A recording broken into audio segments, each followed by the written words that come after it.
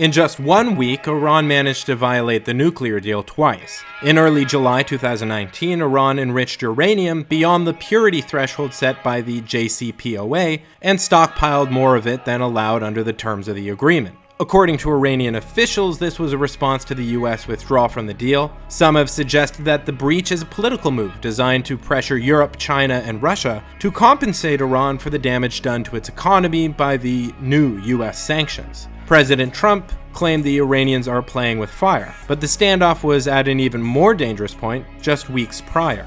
On Thursday, June 20th, Iran shot down an unmanned US military surveillance drone. In response, Donald Trump ordered military strikes on Iranian military targets the following morning, before abruptly canceling the strikes over concerns about potential casualties, according to the president. While the press seemed mixed about President Trump's last-minute change of heart, the people clearly leaned towards peace. According to a poll about the matter released by Politico and Morning Consult, 37% of respondents strongly supported his decision to call off the attack, with an additional 29% somewhat supporting the decision. Just 14% somewhat or strongly opposed the call, with 21% unsure. That's a full 2/3 of Americans supporting Trump's decision, when the same poll found that the president's net approval was negative 11 points. When Ben Shapiro criticized the president over preventing the violence, his own audience rebuked him. He argued in a video, "What is Trump's plan for Iran?" that the use of force was necessary. I don't know where this idiotic notion came from, that if you attack the United States, we are supposed to be proportionate in our response. The fact is that if Iran knows that they can trade basically an unmanned US drone for nothing, do you think they're going to stop pushing? The president is going to have to take action here sooner or later. Truly. That video at the time of this recording has received 1.4 thousand likes to 11,000 dislikes. Truly. The American people, it seems, are staunchly opposed to conflict with Iran. Of course, despite the country's violent history, the American people have often preferred peace, even when history has rebuked the attitude. As WW II was raging in Europe in 1939 and 1940, polls from the time indicate that Americans were increasingly opposed to entering the conflict. If you believe, as I do, that the United States was justified in entering that conflict, you may rightly point out that Americans don't always prefer the correct course.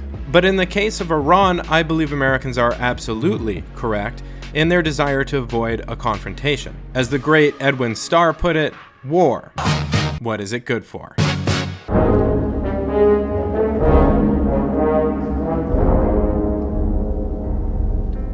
To begin with, let's address the very important question about why there has existed a decades-long push to create conflict with Iran in the first place. Why the country has been repeatedly sanctioned. Why it's been identified as a rogue nation. So let me go ahead and say something that is both obvious and nearly never said in corporate media.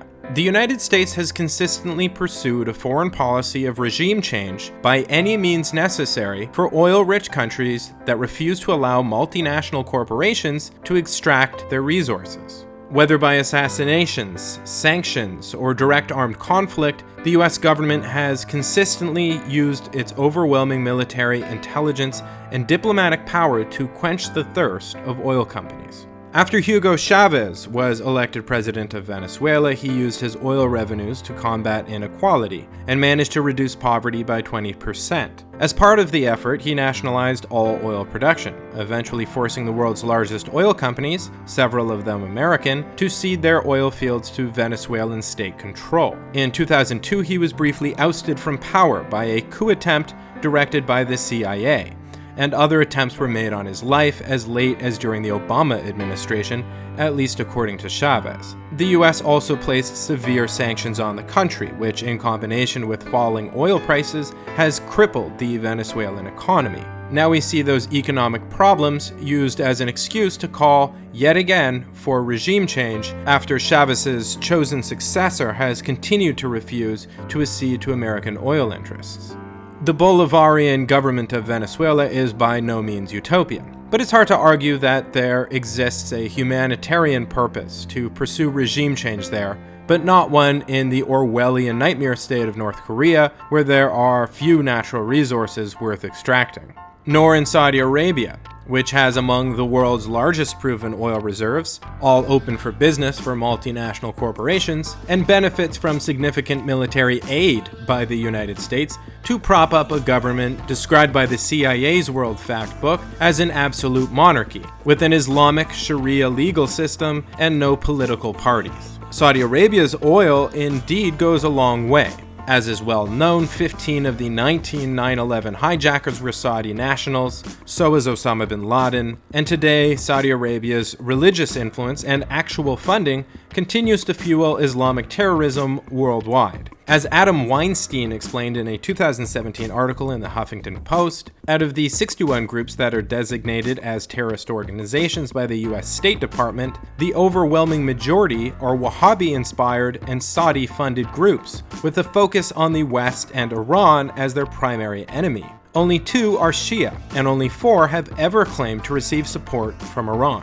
In a word, Saudi Arabia is the biggest state sponsor of terrorism, a designation often misattributed to Iran. While Iran's dealings in this area certainly undermine the popular claim that the country has not started a war in more than 2 centuries, its aggressive actions are significantly overshadowed by Saudi Arabia's. Despite significant problems, Iran also in fact has a reasonably superior society from a human rights perspective to that of Saudi Arabia. Suffrage is universal in Iran, unlike in Saudi Arabia, and there exist numerous political parties. The country is indeed theocratic in many ways, but it also fuses these traditions with modern, more secular structures. Thus, it is correctly identified by the CIA's Factbook as a theocratic republic. Given all that, it's difficult to see why US hawks have consistently agitated for regime change in Iran, but supported Saudi Arabia. It is absolutely laughable, for example, that John Bolton wants us to take him seriously when he says things like this: "The people of Iran, I think, deserve a better government. There's absolutely no doubt about it. The trouble is, it's not just a theological dictatorship, it's a military dictatorship too. That's a very difficult circumstance. We'll see what happens as the economic pressure continues to grow."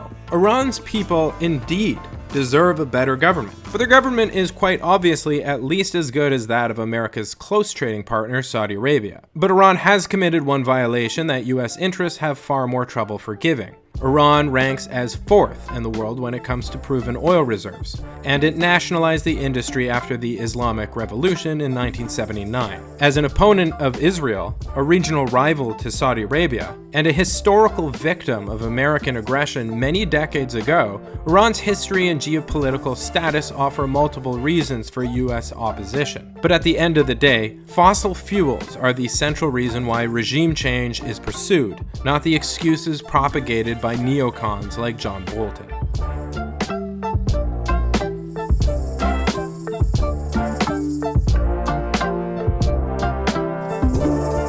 According to the website Global Firepower, Iran has a military personnel count of 873,000. The country's military equipment is no doubt inferior to that of the US, with Soviet-era tanks and planes, but its missile and anti-naval forces pose a serious threat to potential US incursion. The UK outlet Express points out that aside from its military infrastructure, the Iranian military benefits from its massive reserves of oil, the lifeblood of modern militaries. But conflict with Iran would be unlikely to be contained within the country itself. Iran is a regional superpower with numerous allies and proxies.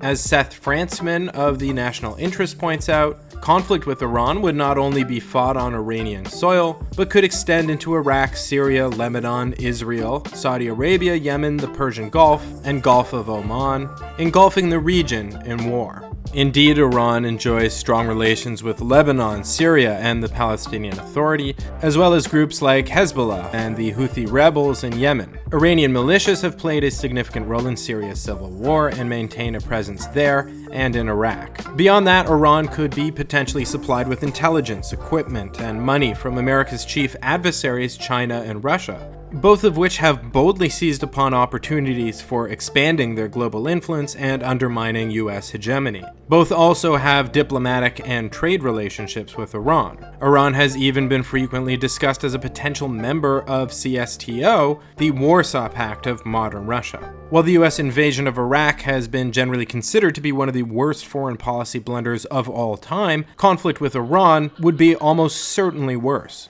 Aside from having at least double the military of Saddam Hussein and the potential to draw from the resources of formidable allies, Iran also has a more subtle advantage. While Iran is surely a pluralistic society in terms of ethnicity, language, and religion, it is also a distinct nation, with a strong culture and history dating back thousands of years. Iraq, on the other hand, never existed as a unified, autonomous state power prior to the 1930s, and through most of its history, order was only maintained through the brutality of Saddam Hussein's Ba'ath Party. Put simply, Iraqis have less reason to believe in Iraq than Iranians believe in Iran. Iranian fighters then may be expected to be ever more dedicated in their resistance to American forces, both during the main battles and after, during what would no doubt be a bloody and disastrous occupation.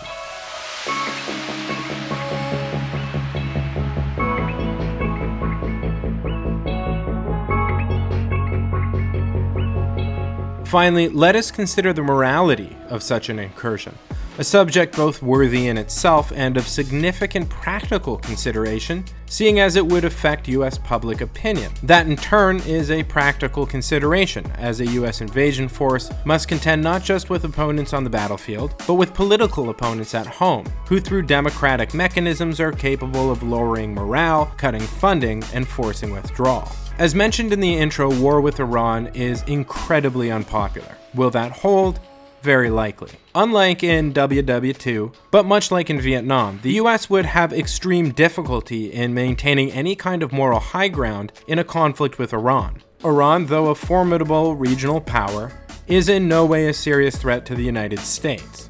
The greatest argument that could well be is their potential ability to create nuclear weapons. Currently, Iran has none, and has signed on to the JCPOA, Iran nuclear deal, a multinational agreement that prevents Iran from developing such a weapon. Sure, Iran has violated the terms of the deal in small ways, twice in 1 week, but this did only happen after the US withdrew and reimposed sanctions. And sure, many think the deal was flawed in the first place. But whatever your opinion may be on the subject, Iran currently has 0 warheads, and their enrichment levels are still far from what is required to create one.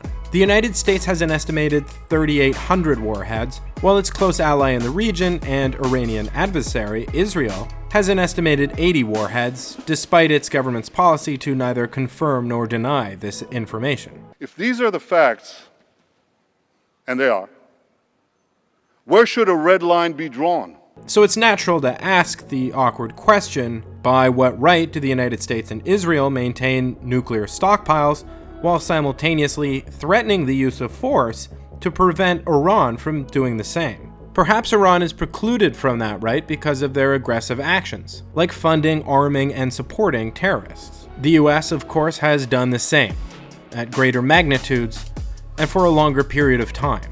From the Contra rebels in Nicaragua, to the Mujahideen, to the AQAP. According to the Associated Press, the coalition cut secret deals with al-Qaeda fighters, paying some to leave key cities and towns and letting others retreat with weapons, equipment, and wads of looted cash. An investigation by the Associated Press has found. Hundreds more were recruited to join the coalition itself.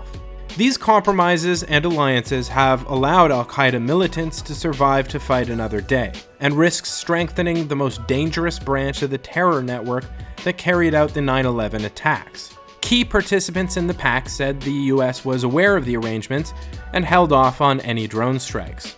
Perhaps then American advocates for aggression could argue that Iran must be dealt with this way because diplomatic methods failed. Again, Iran was willing to sign on to an agreement that prevents their development of nukes, and has not withdrawn from the arrangement despite the fact that the US has. So maybe Americans can draw the moral high ground from the fact that Iran is a rogue state that started the conflict with the US and her allies. That too falls flat as the decades-long tension was so clearly started by the United States. According to Brookings, the United States and Iran were not old allies, but Americans played a crucial role and, until 1953, constructive role in each of the formative experiences in the birth of modern Iran. So what changed things? This is all but forgotten today, thanks to the US role in ousting Iran's nationalist prime minister in 1953 and the subsequent embrace of Shah Mohammad Reza by successive American administrations. The coup was a momentous turning point for Iran. Coinciding with a broader imperative around American engagement in the Middle East, the CIA's role in preserving the monarchy meant that, for the first time, Washington assumed a real stake in Iran's fate. The generous American program of technical and financial assistance that followed the Shah's reinstatement enabled him to impose greater central control and reassemble the instruments of the state under his personal authority. Over time, it would become painfully clear that the costs of the coup in stoking paranoia, enabling repression, and undermining the Pahlavi's legitimacy vastly outweighed its short-term benefits. But at the time, the preoccupation with the Cold War obscured Iranian resentment fueled by American intervention. The CIA, under Freedom of Information laws, has confirmed that they and Britain's M16 were behind the overthrow of Iran's democratically elected Prime Minister, Mohammad Mossadegh. While some argue that the motivation was Mossadegh's potential alignment with the Soviet Union, his moves to nationalize oil were, in my view, a far more plausible cause. But whatever the case, the United States crushed Iranian democracy for strategic foreign policy purposes. Without question, the current US-Iranian tensions stem entirely from unprovoked American aggression. As such, it is difficult to see new American aggression against Iran as anything other than a continuation of arbitrary hostility. Whatever ills Iran is guilty of, and there are many, the United States started this and bears the moral burden of constructive reconciliation. It's on America to make peace, and instead the neocons push for war. During the 1940s, America was easily painted as a champion of democracy, opposing authoritarianism throughout the world. Since the fall of the Soviet Union, it has grown ever more difficult to morally justify American imperial hegemony. The United States today has unparalleled power, militarily, economically, and diplomatically, assuming an unparalleled place in global affairs. If America continues to pursue unprovoked, unilateral regime change wars, someone might just ask this question about America's unique role in the world. We should take nothing for granted. Only an alert and knowledgeable citizenry can compel the proper meshing of the huge industrial and military machinery of defense with our peaceful methods and goals, so that security and liberty may prosper together.